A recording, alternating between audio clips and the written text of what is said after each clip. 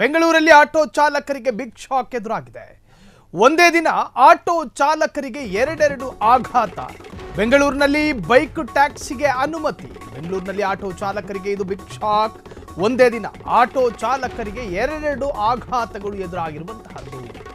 ಬೆಂಗಳೂರಲ್ಲಿ ಬೈಕ್ ಟ್ಯಾಕ್ಸಿಗೆ ಅನುಮತಿ ಸಿಕ್ಕ ಬೆನ್ನಲ್ಲೇ ಆಟೋ ಚಾಲಕರ ಮುಖಗಳು ಮಂಕಾಗಿದೆ. ಜೂನ್ 15ರವರೆಗೂ ಕೂಡ ಅನುಮತಿ ನೀಡಿದ ಘನ ನ್ಯಾಯಾಲಯ. ಇತ್ತ ಕೇಂದ್ರ ಸರ್ಕಾರದ ಜೊತೆಗೂ ಒಪ್ಪಂದಗಳಾಗಿದೆ. ಕೇಂದ್ರ ಸರ್ಕಾರ ರ್ಯಾಪಿಡೋ ಜೊತೆಗೆ ಒಪ್ಪಂದದ ಹಿನ್ನೆಲೆ ಒಪ್ಪಂದ ಬ್ರೇಕ್ ಮಾಡೋದಕ್ಕೆ ಹಂಗೆ ಸುಲಭ ಅಲ್ಲ. 50 ಲಕ್ಷ ಉದ್ಯೋಗ ಸೃಷ್ಟಿ ಸಂಬಂಧ ಒಪ್ಪಂದಗಳು ಆಗಿದೆ. ಆ ಒಪ್ಪಂದದಲ್ಲಿ ಬೈಕ್ ಟ್ಯಾಕ್ಸಿಗೂ ಕೂಡ ಅನುಮತಿ ಸಿಕ್ಕಿದೆ. ನಿನ್ನೆ ಕೇಂದ್ರ ಕಾರ್ಮಿಕ ಸಚಿವರೊಂದಿಗೆ ಒಪ್ಪಂದಕ್ಕೆ ಸಹಿ ಹಾಕಲಾಗಿದೆ ಎನ್ನುವಂತಹ ಮಾಹಿತಿ ಲಭ್ಯವಾಗ್ತಾ ಇದೆ. ಕಾರ್ಮಿಕ ಸಚಿವರಾದ ಮಾನ್ಸುಖ್ ಮಾಂಡವೀಯ, ಶೋಭಾ ಕರಂದ್ಲಾಜೆ ಈ ಇಬ್ಬರು ಸಚಿವರ ಸಮ್ಮುಖದಲ್ಲಿ ಒಪ್ಪಂದಕ್ಕೆ ಸಹಿ ಹಾಕಲಾಗಿದೆ ಎನ್ನುವಂತಹದ್ದು. ಬೆಂಗಳೂರಿನಲ್ಲಿ ಆಟೋ ಚಾಲಕರಿಗೆ ನೋಡಿ, ಬೆಂಗಳೂರಿನ ಆಟೋ ಚಾಲಕರು ಮತ್ತು ಮಾಲಕರ ಸಂಘ ಬಹುದೊಡ್ಡ ಪ್ರತಿಭಟನೆಯೊಂದನ್ನು ಮಾಡುತ್ತೆ. ಸಾರಿಗೆ ಸಚಿವ ರಾಮಲಿಂಗಾರೆಡ್ಡಿಯ ಎದುರುಗಡೆ ನಿಂತುಕೊಂಡು ಅಳಲನ್ನು ತೋಡ್ಕೊತಾರೆ.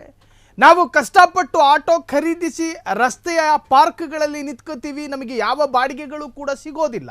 ಕಾರಣ ಜನರು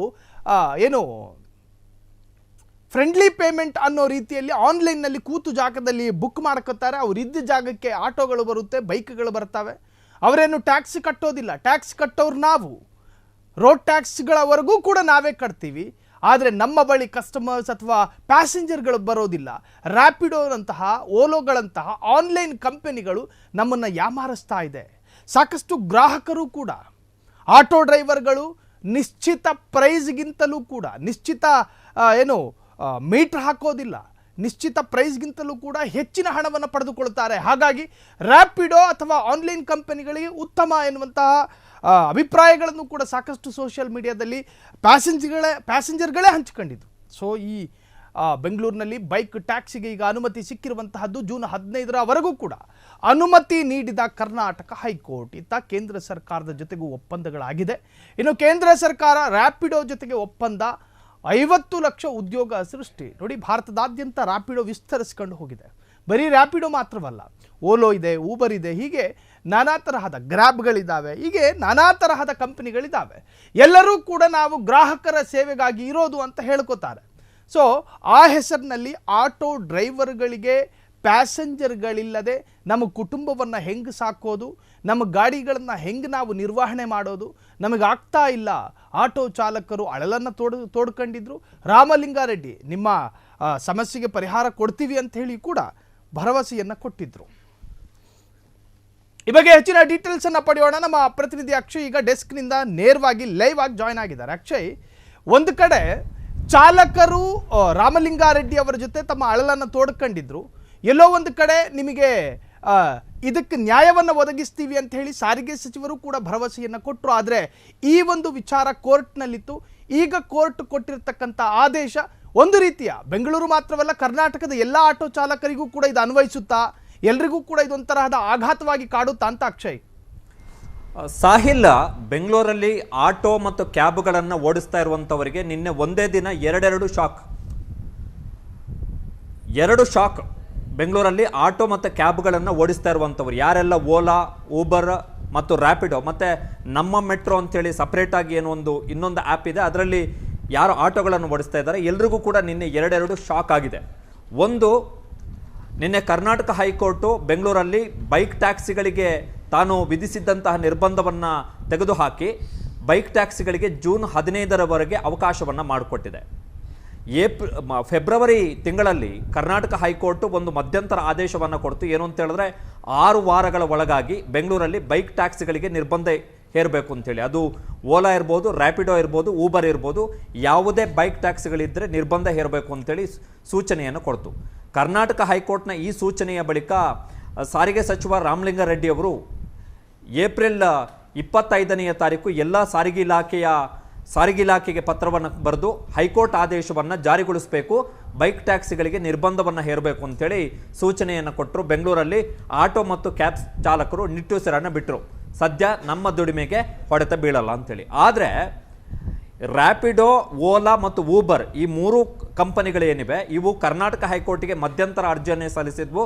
ಈ ಮಧ್ಯಂತರ ಅರ್ಜಿಯಲ್ಲಿ ನಮಗೆ ಅವಕಾಶವನ್ನು ಕೊಡಬೇಕು ಬೈಕ್ ಟ್ಯಾಕ್ಸಿ ಓಡಿಸಲಿಕ್ಕೆ ಅಂತೇಳಿ ಮನವಿಯನ್ನು ಮಾಡಿದ್ವು. ನಿನ್ನೆ ಅದಕ್ಕೆ ಕರ್ನಾಟಕ ಹೈಕೋರ್ಟ್ನ ಏಕಸದಸ್ಯ ಪೀಠ ಏನಿದೆ ಅನುಮತಿಯನ್ನು ಕೊಟ್ಟು ಜೂನ್ 15ರವರೆಗೆ ಬೈಕ್ ಟ್ಯಾಕ್ಸಿಯನ್ನು ಓಡಿಸಲಿಕ್ಕೆ ಅವಕಾಶವನ್ನು ಮಾಡಿಕೊಟ್ಟಿದೆ.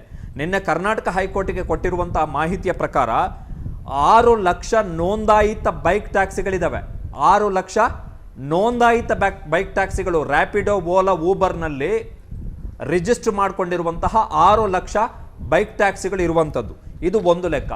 ಇದ್ರ ಜೊತೆಗೆ ನಿನ್ನೆ ಇನ್ನೊಂದು ಆಘಾತ ಆಟೋ ಮತ್ತು ಕ್ಯಾಬ್ ಚಾಲಕರಿಗೆ.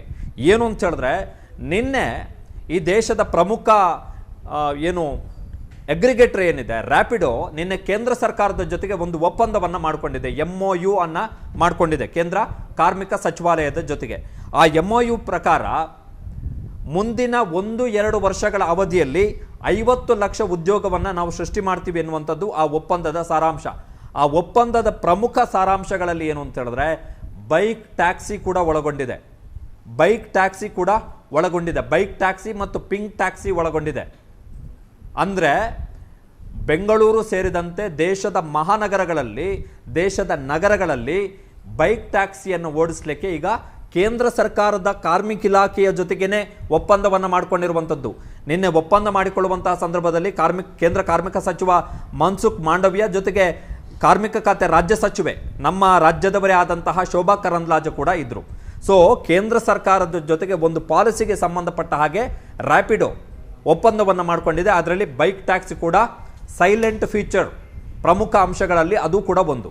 ಸೊ ಹೀಗಾಗಿ ಬೈಕ್ ಟ್ಯಾಕ್ಸಿಗಳಿಗೆ ನಿರ್ಬಂಧ ಹೇರಲಿಕ್ಕೆ ಬೆಂಗಳೂರಲ್ಲಿ ಕ್ಯಾಬ್ ಚಾಲಕರು ಮತ್ತು ಆಟೋ ಚಾಲಕರು ಏನು ಹಲವು ವರ್ಷಗಳಿಂದ ಏನು ಹೋರಾಟವನ್ನು, ಪ್ರತಿಭಟನೆ, ನಿಮಗೆ ಗೊತ್ತಿರ್ಬೋದು, ಒಂದು ಬಾರಿ ಪ್ರತಿಭಟನೆಗೆ ಕರೆಯನ್ನು ಕೊಟ್ಟಿದ್ರು ಆಟೋ ಚಾಲಕರು ಮತ್ತು ಆ ಕ್ಯಾಬ್ ಚಾಲಕರು.